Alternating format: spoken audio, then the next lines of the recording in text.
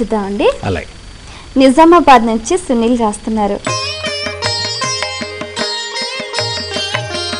మహాభారతం వంటివి నిత్య పారాయణ చేయవచ్చునా, తెలియచేయగలరు అంటూ రాస్తున్నారు. మహాభారతంలో ఉన్నది కూడా అది వ్యాస మహర్షి రచన, అంటే ఋషివాక్కు. ఋషివాక్కులు ఆ ఋషివాక్కు ఏ రూపంలో ఉన్నా, భారత రూపంలో ఉన్నా, రామాయణం రూపంలో ఉన్నా, భాగవతం రూపంలో ఉన్నా, మరొక రూపంలో ఉన్నా, సిద్ధపురుషులు, ప్రవక్తలు, ఇప్పుడు శంకరాచార్యులు వంటి వారు మహర్షులైన వారి రచనలు ఎప్పుడూ కూడా ఋషివాక్కులో కనపడేది ఏమిటి అంటే, మానవుడు ధర్మబద్ధంగా, ప్రశాంతంగా, పవిత్రంగా, ఉదాత్తంగా జీవించడానికి ఏం కావాలో, అలా జీవించడానికి ఏం చెయ్యాలో, జీవిస్తే వచ్చే ఫలితం ఏమిటో, అలా జీవించే ప్రయత్నం చేయకపోతే వచ్చే నష్టం ఏమిటో చాలా స్పష్టంగా ఆ కథలు తెలియజేస్తాయి. అందువల్ల అది చదువుకోవడం వల్ల ఉపయోగం ఉంటుంది. రెండోది, దాన్ని పారాయణ చేయడం అంటున్నారు, అధ్యయనం చేయడం అనలేదు. అధ్యయనం చేస్తే అంతరార్థం తెలుస్తుంది. అధ్యయనం కాకుండా ఒట్టి పారాయణ చేశారనుకోండి, పారాయణ విశ్వాసం మీద ఆధారపడింది. ఆ ఋషుల తపశ్శక్తి బీజాక్షరాల రూపంలో వాటిలో నిక్షేపించబడి ఉంటుంది కాబట్టి వాటిని ఉచ్చరించడం ద్వారా ఆ ప్రయోజనం నెరవేరుతుంది.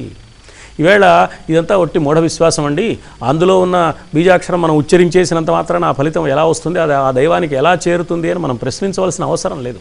ఎందుకంటే అలా జరిగే అవకాశం ఉందని ఈవేళ ఆధునిక జీవితం మనకు తెలియజేస్తుంది. ఉదాహరణకి ఈవేళ చరవాణి మన చేతిలో అమరిపోయే ఫోన్లు వచ్చాయి.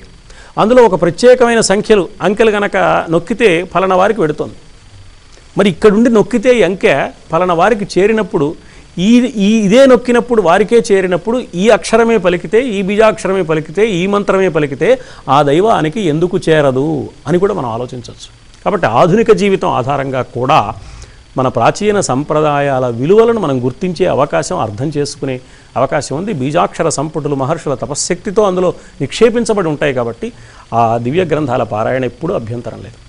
అయితే మహాభారతం వంటివి అని వారు మహాభారతం మాట ఎందుకు చెప్పారు అని ఆలోచిస్తే, మహాభారతంలో ఈ ప్రారంభంలో వరుసగా అనేక రకాల మరణాలు, మహాభారత యుద్ధంలో జరిగినంత దారుణమైన ప్రాణ నష్టం ఎక్కడా జరగలేదు. అంత భయంకరమైన కథ మనం ఎందుకు చదువుకోవడం?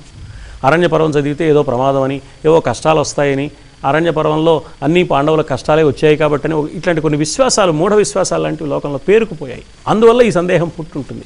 అలాంటిది ఏమీ లేదు. మహాభారతం చదువుకోవడంలో ఏం తప్పు లేదు.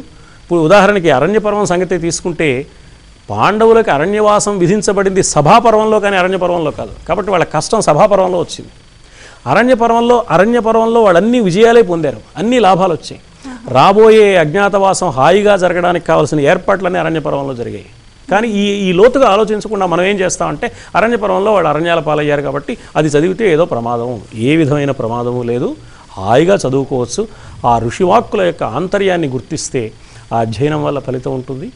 ఆ మంత్ర బీజాక్షరాల ప్రభావం వల్ల పారాయణ ఫలితం కూడా తప్పకుండా వస్తుంది. ఇందులో ఏమీ సందేహించవలసిన అవసరం లేదు.